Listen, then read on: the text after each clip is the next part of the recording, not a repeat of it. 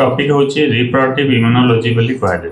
तो सेटा कौन तो आज सकाळे मो पाख गोटे पेसेंट आसीथिले तांकर असुविधाटा कौन थिला मु बुझे दूची आपन तांकर कौन होतला जेतेबेले से कन्सीव होतले प्रति मासे 2 मास को मास 3 मास एमती रही करी मिसकैरेज होतला माने एबॉर्शन हो जाउतला माने कन्सीव होतला तांकर इनफर्टिलिटी रो असुविधा नथिला छुआ पिला कन्सीव होतला किंतु कन्सीव हला परे पाखापाखि कोता 1.5 मास गला कोटा 2 मास गला से रही करी पुणी से छुआटा नष्ट हो जाउतला सेटा को आपन जो कहते मिसकैरेज कहते कि एबॉर्शन कहते सेटा तांकर असुविधा थिला।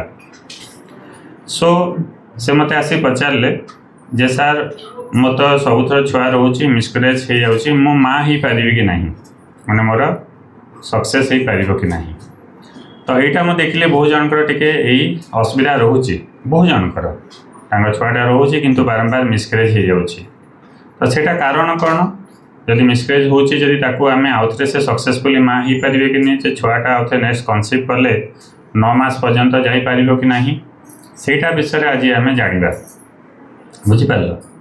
सो आपन जो कन्सीव होला परे बारंबार मिसकैरेज हो जाए तार मुख्य कारण होची आपनकर केतेटा मु कहि दोची। प्रथम कारण होची आपनकर क्रोमोसोमाल कज माने आपनकर जदि छुआटा जो कन्सीव हेइथिबो ता जदि मानकर जेनेटिक प्रॉब्लम थिबो छुआर बॉडी केतेबेले चाहेनी गोटे खराब जिनसटे बढ़ू बोलिकी मानकर गोटे छुआटे कन्सीव होला तार किछि डिफेक्टिव अछि से भला छुआ बढ़ले भल भी। तो से जदि बॉडी सेटा आगु चिन्हि दिए मानकर बॉडी जमती खराब जिनस हेले से मूलर का से रिजेक्ट करदेव। तो से देखिए जदि से छुआर किसी असुविधा अच्छी क्रोमोसोमाल डिफेक्ट अच्छी ताको बॉडी सेमती एका रिजेक्ट करदेव। तो से आम तार हार्टबिट भी बहुत टाइम आसीपारे तो आम मेडिकल भाषा आम कही था एनुप्लॉइड बोलिक एनुप्लॉइड माने छुआर जेनेटिक प्रोब्लेम अच्छी तो गोटे यूप्लॉइड एम्ब्रियो हेले जे से छुआटा बढ़े जब एनुप्लॉइड होता है बहुत टाइम बढ़ेनि मिसकैरेज हो जाए। सो थरे एमती मिसकैरेज होती जेनेटिक प्रोब्लेम होकर आउ थे हम बोली एमती नुह किंतु डिटेल आप हजबैंड वाइफ को सब इभालुएसन करा पड़े कहीं एमती है। सेकेंड कारण मुझे देखी बहुत जन गोटे इम्यूनोलॉजिकल कज बोली कहुए।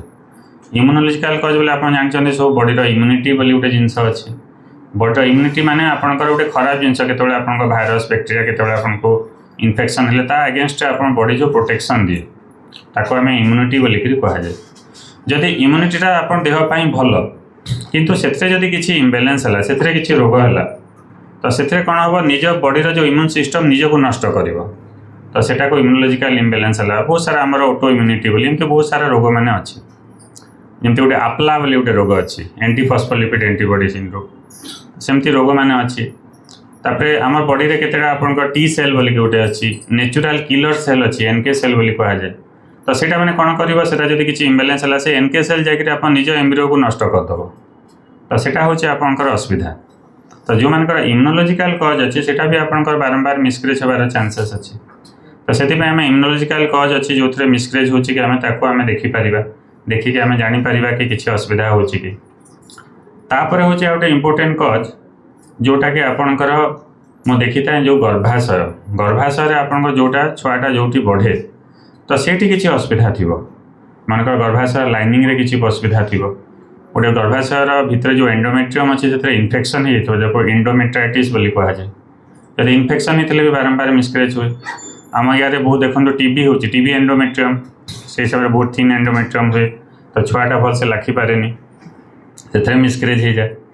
बहुत टाइम जदि गर्भाशय भितर गोटे पर्दा भाया अच्छी जोटा आप कमन लांगुएज कहते से मेडिकल भाषा कहूँ आम सेप्टम बोलिक माने गोटे गर्भाशय भितर गोटे दिभाग हो माने गर्भाशय साइज कमीगला तो से पर्दा बोली कहुए जोटा आप कमन भाषा कहते तो से भी मिसकैरेज होगा चांस अच्छे। बाइकॉर्निएट यूट्रस है माने गर्भाशय जमती होगा कथा सेमती ना ताकू मान दिभाग हो बाइकॉर्निएट यूट्रस बहुत टाइम आपनकर जोटा आप गर्भाशय भितर किसी गोटे आपनकर ट्यूमर भाया अच्छी आप कमन लांगुएज जोटा कहते कि मेडिकल भाषा आम कहूँ गर्भाशय भितर जदि सबमिकस फाइब्रॉइड गुले किसी पॉलिप हो जाए माने टी मांस बुद्धि भाया तो गर्भाशय भितर किसी भी डिफेक्ट थे भी सेटा बहुत टाइम रे छुआटा मिसकैरेज होता है।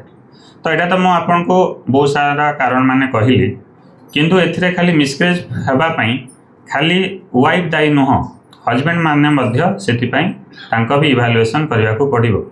तो हजबैंड का गोटे शुक्राणु अच्छी शुक्राणु जो डीएनए डिफेक्ट है मनकर डीएनए फ्रागमेंटेड होगला माने हजबैंड जो शुक्राणु अच्छी स्पर्म से किसी मनकर डैमेज हो गला तो से भी छुआटा कनसीव हो कि मिसक्रेज हो जाओ वो टाइम आपंकर से सक्सेसफुली बढ़ी पारे तो से हजबैंड धातु से असुविधा अच्छी बोली जानापी गोटे गोटे डीएफआई टेस्ट करे डीएनए फ्रैगमेंटेशन इंडेक्स तो डीएफआई टेस्ट कले जापर कि हजबैंड धातुर डीएनए किसी असुविधा अच्छी से आपंकर छुआटा मिसक्रेज हो जाऊँगी तो से बहुत हजबैंड एंड वाइफ दी जनकर आमको देखा पड़ो तापर आपणकर सक्सेसफुल हो पारे सो एथरू आज तो गोटे ओवरऑल आप समस्त को आइडिया देली को कारण मिसक्रेज होते कि आज मो स्पेसिफिकाली आपको कहना चाहूँगी जो आम इम्यूनोलॉजिकल कॉज मिसक्रेज हो इम्यूनोलॉजिकल कॉज माने आपन जो इम्यूनिटी इम्बैलेंस है तो से छुआ को आपणकर बॉडी चिन्ह पारनी से बढ़ी पारनी तो से केसेस रे आपणकर केमती तार चिकित्सा करेंगे तो इम्यूनोलॉजिकल कॉज है आम समस्त केतटा आम इम्यूनोलॉजिकल टेस्ट करथाउ से जानी पारिथाउ कि आपन इम्यूनोलॉजिकल प्रॉब्लम अच्छी कि बहुत जगह आम इम्यूनोथेरापी दी थाए ता सहित एडवांस ट्रीटमेंट मोडालिटी माने भी अच्छी जोटा आपन बारंबार मिसक्रेज हो कि आईवीएफ कलापर भी जो मानकर से रिकरेंट इम्प्लांटेशन फेलियर बोली कहुए माने आईवीएफ आम टेस्ट ट्यूब बेबी द्वारा भल गोटे आपंकर एम्ब्रियो ट्रांसफर कलापर भी सेटा जदि इम्प्लांटेशन से बढ़ी पारानी इम्प्लांटेशन फेलियर बोली कहुए तो सेटा भी जो मानकर आईवीएफ रे भी बारंबार फेलियर होची से भी इम्यूनोथेरापी देवार आवश्यक रही तो किंतु क्या को इम्यूनोथेरापी देव से डिपेंड कर सब कौन प्रोफाइल अच्छी सब टेस्ट कले जना पड़े आउ से देला नेक्स्ट आपन कले सक्सेस हो जाए सो आपणकर जो इम्यूनोथेरापी जो अच्छी बहुत सारा मेडिसिन मान अच्छी मेडिसिन दे थाए मुझा सहित इंजेक्शन केतटा अच्छे से भी दिए ये गोटे आम लीड थेरापी बोले गोटे एडवांस थेरापी जोटा मुझे करे I think one of the first centre जो आम ये करूँ लीड थेरापी मैंने हजबैंड कर आम टे ब्लड निए से आम लिकोसाइट आपको आम वाइफ को आम इंजेक्शन मध्यम दे था प्रोसेस करना जो थे बॉडीटा मैंने एडेप्ट हुए जे आपंकर से नेक्स्ट टाइम आउ थे मिसक्रेज होगा नहीं आम लीड थेरापी बोलिक कहुए बहुत सारा आपन एडवांस इंजेक्शन मैंने अच्छे जोटा भी आम फास्ट टाइम दौचु जो भल रेस्पॉन्स आसूची सो एमती इम्यूनोग्लोबुलिन मैंने बहुत सारा आम ट्रीटमेंट मोडालिटी मैंने अच्छे जोटा आपन एक्सपेरिमेंट हो बहुत सारा एक्सपेरिमेंट हो बहुत साइड तार एविडेंस मैंने भी आसला जो भल कम दूसरी बोलिक तो से आप जो मानकर यहाँ गोटे मेडिकल साइंस हो गोटे ग्रोइंग साइंस माने जो नुआ जिनस आसो रिसर्च हम रिसर्च है से केमती कम कर एविडेंस है ना यहाँ भल कम करुच्चे आम ट्रीटमेंट आम यूज कर पार तो ये जोटा आप अवेयरनेस कर माने हूँ बहुत टाइम मो पाक पेसेंट मैंने आसती से डिमोरालाइज हो जाती मानकर आपन को भी जो मानकर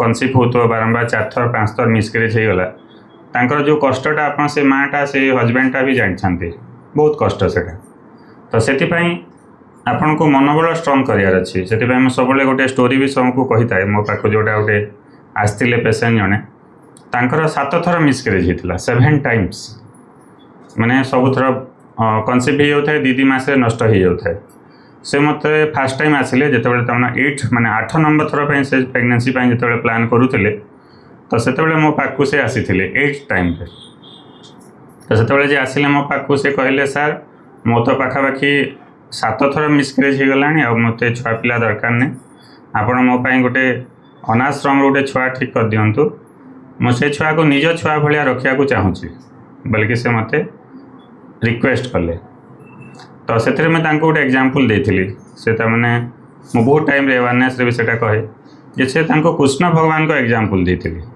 मुझे पचारि जो भगवान कृष्ण केते नंबर आसते से खुशी से कहीदे ना सर भगवान कृष्ण 8 नंबर आसते तो से मन में गोटे ताने पूरा से आशा गोटे पुणी देखागला जे जनी काले से वार्डिंग कही काले भगवान कृष्ण आपन को 8 नंबर थोड़े आसवाई चाहते आते कहलार से बहुत खुशी होता ना सर मुझे चेष्टा करी कहले तो 8 नंबर टाइम मुझे इम्यूनोथेरापी देली जो मेडिसिन मैंने कहते इम्यूनोथेरापी आम बहुत केतटा मेडिसिन देली कारण था इम्यूनोलॉजी असुविधा था इम्यूनोलॉजिकल इम्बैलेंस होता से मिसक्रेज होता तो इम्यूनोथेरापी देलापर से नेचुराली कनसीव कले आर गोटे 9 मास पर्यंत छुआटा बढ़िया बढ़ला नॉर्मल चेकअप भी है डेलीवरी भी कली डेलीवरी कलापर गोटे पुओ है आ पुओर ना से कौन देते जानते कृष्ण बोलिकी देते तो सेटा हूँ आपणकर गोटे से मोटिवेशन ଆପଣ ଯଦି 7 ଥର ମିସ୍କ୍ରେଚ୍ ହେଲା ପରେ ବି ଯଦି 8 ନମ୍ବର ଥରେ ଜଣେ ସକ୍ସେସଫୁଲ୍ ହେଇପାରୁଛି ତ ଆମେ କାହିଁ ହେଇପାରୁନି। ସେଥିପାଇଁ ଡିମୋରାଲାଇଜ୍ ହେବାର ନାହିଁ। ବହୁତ ଜଣଙ୍କ ମନେକର ପ୍ରଥମ ଥର ମିସ୍କ୍ରେଚ୍ ହେଇଗଲା କି ଆଇଭିଏଫ୍ କଲେ ଆଇଭିଏଫ୍ରେ ପ୍ରଥମ ଥର ହେଇପାରିଲାନି, ଇମ୍ପ୍ଲାଣ୍ଟେସନ୍ ଫେଲିୟର ହେଇଗଲା। ତ କାହିଁକିନା ମେଡ଼ିକାଲ ସାଇନ୍ସ ଗୋଟେ ସେଇଭଳିଆ ଜିନିଷ। ତ ଆପଣଙ୍କୁ କେତେବେଳେ ଅଧୈର୍ଯ୍ୟ ହେବାର ନାହିଁ। କାରଣ ଆମର ଯେତେ ବି ପ୍ରକାର ପ୍ରୋସିଜର ଅଛି ଆପଣଙ୍କ ନ୍ୟାଚୁରାଲ୍ ହୁଅନ୍ତୁ କି IUI କି IVFରେ କେଉଁଥିରେ ପୁରା 100ରୁ 100 ନାହିଁ। ତ ସେଥିପାଇଁ କେତେ ଜଣଙ୍କର ମାନେ ଥରେ ନହେଲେ ସେକେଣ୍ଡ ଥର କରିବାକୁ ପଡ଼େ। ତ କାହିଁକିନା ଏଇଟା ହେଉଛି ଆପଣଙ୍କ ଗୋଟେ 100% ଭଳିଆ ଏମିତି ପଦ୍ଧତି ନୁହଁ। ନ୍ୟାଚୁରାଲ୍ ପଦ୍ଧତିରେ ଆପଣ ଯେ ଚେଷ୍ଟା କରୁଛନ୍ତି ଯେଉଁମାନେ ଗୋଟେ ମାସ ସକ୍ସେସ୍ ଚାନ୍ସ କେତେ କହିପାରିବେ? ଯେଉଁମାନେ ନ୍ୟାଚୁରାଲି ଟ୍ରାଏ କରୁଛନ୍ତି ଆଜି ଗୁଗୁଲରେ ସର୍ଚ୍ଚ କରିବେ per month success rate in natural trial. ତ ଗୁଗୁଲରେ ଆପଣଙ୍କ ସେଇ 8%ରୁ 12% ବାହାରିବ। ତ ଗୋଟେ ମାସ ସକ୍ସେସ୍ ହେଉଛି 8ରୁ 12%, 100ରୁ 100 ନୁହଁ। ତ ସେଥିପାଇଁ ଅଧୈର୍ଯ୍ୟ ହେବାନି ନା ମୋର ତ ସବୁ ଭଲ ଥିଲା କାହିଁ ଏଥର ହେଇପାରିଲାନି, ମୋର ଏକ ବି ରିଲିଜ୍ ହେଇଥିଲା, ମୋର ଭଲ ଅଛି, କାହିଁ ସକ୍ସେସ୍ ହେଲାନି। ତ ସେଥିପାଇଁ କାହିଁକିନା ଆମର ଭଗବାନ ଆମ ଶରୀର ଏମିତି ତିଆରି କରିଛନ୍ତି। ଆପଣ ଗୋଟେ ଥର ଆମ ସବୁବେଳେ 100ରୁ 100 ହୁଏନି। ତ ସେଥିପାଇଁ ଯେଉଁଟା 100ରୁ 100 ହୁଏନି ସେଟା ବାରମ୍ବାର ଚେଷ୍ଟା କରିବାକୁ ପଡ଼େ। ତ ସେମିତି ଯଦି IUI କଲେ IUIରେ ବି ଆପଣଙ୍କ ସକ୍ସେସ୍ 25ରୁ 30%, କିନ୍ତୁ IVFରେ ବି 100ରୁ 100% ନାହିଁ। ତ ଯେଉଁଠୁ ଆପଣଙ୍କର ସବୁ ପଦ୍ଧତି ଯେହେତୁ 100% ଆପଣଙ୍କ ନାହିଁ, ତ ସେ ପଦ୍ଧତିରେ ଆମେ କ'ଣ କରୁ ଯେତେ ମ୍ୟାକ୍ସିମମ୍ରୁ ମ୍ୟାକ୍ସିମମ୍ ସକ୍ସେସ୍ ହେବ ଆମେ ଚେଷ୍ଟା କରୁ। ତ ବହୁତ ଜାଗାରେ ମୁଁ ଆଡ଼ଭାନ୍ସ ମଡାଲିଟି କରେ। ତ IVFରେ ଆମର 80ରୁ 90% ହେଇପାରିବ, କିନ୍ତୁ 100 ନୁହଁ। ଆଜି IVFର ସକ୍ସେସ୍ କେତେ ବୋଲି ଗୁଗୁଲରେ ସର୍ଚ୍ଚ କରିକି ପଢ଼ିବେ। ତ ସେଇଟା ହେଉଛି ଆପଣ ଆମେରିକାରେ ସର୍ଚ୍ଚ କରିବେ, ଆମେରିକାରେ IVF ସକ୍ସେସ୍ ପର୍ ସାଇକେଲ କେତେ ପରସେଣ୍ଟ ହେଲା ମୋତେ ଦେଖିକି କହିବେ। ତ ଦ୍ୟାଟ୍ ଇଜ୍ ହେଉଛି ଆପଣଙ୍କର ଯେଉଁଟା ମେଡ଼ିକାଲ ସାଇନ୍ସ। ତ ସେଥିପାଇଁ ଆମେ ସବୁ ପ୍ରକାର ଚେଷ୍ଟା କରୁ ଯେତେ ମ୍ୟାକ୍ସିମମ୍ ସକ୍ସେସ୍ ହେବ। କିନ୍ତୁ ପ୍ରଥମ ଥର ନ ହେଇପାରିଲେ ଆପଣ ଡିମୋରାଲାଇଜ୍ ହେବାର ନାହିଁ, କାହିଁକିନା ପଦ୍ଧତି ହେଉଛି ସେଭଳିଆ। ତ ଥରେ ନହେଲେ ଆମେ ସେକେଣ୍ଡ ଥର ବି ଯିବାକୁ ପଡ଼େ, କେଉଁ କାରଣରୁ ନହେଲେ ଆମେ ଦେଖିବାକୁ ପଡ଼େ। ତ ସେଇ ହିସାବରେ ଆମକୁ ଆଗକୁ ବଢ଼ିବାକୁ ପଡ଼ିବ। କାହିଁକିନା ବହୁତ ଜଣ ମୁଁ ଦେଖୁଛି ସେମାନେ ଷ୍ଟ୍ରେସ୍ ନେଉଛନ୍ତି। ଯଦି ମନେକର ପ୍ରଥମ ଥର ହେଇନପାରିଲା ତ ସେମାନେ ବହୁତ ଷ୍ଟ୍ରେସ୍ ହେଇଯାଉଛନ୍ତି। ଷ୍ଟ୍ରେସ୍ ହେଲେ କ'ଣ ହୁଏ, ବ୍ରେନ୍ରୁ ଗୋଟେ କର୍ଟିସଲ୍ ବୋଲି ହରମୋନ୍ ବାହାରେ। ତ ସେ ହରମୋନ୍ଟା କ'ଣ କରିବ ଆପଣଙ୍କର ଆହୁରି ସେ ଯେଉଁ ଫର୍ଟିଲିଟି ହରମୋନ୍ ତାକୁ ଆହୁରି ସପ୍ରେସ୍ କରିଦିଏ, ମାନେ ଫର୍ଟିଲିଟି ଆହୁରି କମିଯାଏ। ତ ସେମାନଙ୍କ ସକ୍ସେସ୍ ହେବା ଚାନ୍ସେସ୍ କମିଯାଏ। ତ ସେଥିପାଇଁ ଆପଣଙ୍କ ଯଦି ଯେତେବେଳେ କିଛି ଅସୁବିଧା ହେଉଛି ସେୟାର ୱିଥ୍ ମି, ଆପଣ ମୋତେ ସେୟାର କରିବେ, ଆମେ ତାକୁ ଚେଷ୍ଟା କରିବା। କାହିଁକିନା ଆପଣଙ୍କର ଯେତେବେଳେ ୱିନର୍ ହେଲେ ୱି ଅଲ୍ ଆର୍ ୱିନର୍, ଆପଣ ଜିତିଲେ ମୋତେ ଜିତିଲା ଭଳିଆ ଲାଗେ। ତ ସେଥିପାଇଁ ଆପଣଙ୍କର ସବୁବେଳେ ଧୈର୍ଯ୍ୟ ଧରିବେ ଆଣ୍ଡ ଟ୍ରଷ୍ଟ, ଆଉ ସେଥିରେ ଆପଣଙ୍କ ସବୁବେଳେ ଖୁସି ରହିବେ। ତ ସେଇଟା ହେଉଛି ଆପଣ ସକ୍ସେସ୍। ତ ସେଥିପାଇଁ ମୁଁ ଆଜି ଗୋଟେ ଆୱାରନେସ୍ କଲି। ଗୋଟେ ସକାଳେ ମୋତେ ଯେତେବେଳେ ପେସେଣ୍ଟ ଜଣେ ଆସିଥିଲେ ତାଙ୍କ 4 ଥର ମିସ୍କ୍ରେଚ୍ ହେଇଥିଲା ବୋଲି ସେଥିରେ ଦୁଃଖ କରୁଥିଲେ। ତ ଏଥିରେ ମୁଁ ଚାହିଁଲେ ସମସ୍ତଙ୍କୁ ସେ ମେସେଜଟା କ୍ଲିୟର କଟ୍ ଯାଉ ଯେ ଆପଣଙ୍କର ଯଦି ହେଲା କିନ୍ତୁ ଆମେ କଜ୍କୁ ଆଇଡେଣ୍ଟିଫାଏ କରିବା, ଆଗକୁ ବଢ଼ିବା। ଠିକ୍ ଅଛି, ଆଉ କିଛି କାହାର କ୍ୱେଶ୍ଚିନ୍ ଅଛି?